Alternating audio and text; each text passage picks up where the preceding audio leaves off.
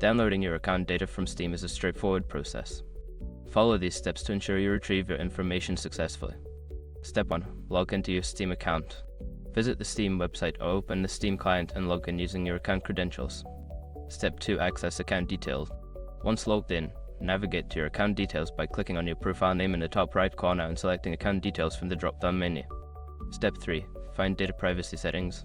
Scroll down to the data privacy section on your account details page. Here, you will find options related to your account data. Step 4. Request account data. Look for the option that allows you to request your account data. Click on it, and you may need to verify your identity through email or mobile authentication. Step 5. Download your data. After your request is processed, you will receive an email with a link to download your account data. Follow the link and save the file to your device. Once you have completed these steps, you will have successfully downloaded your Steam account data. If you have any issues, consider reaching out to Steam support for assistance.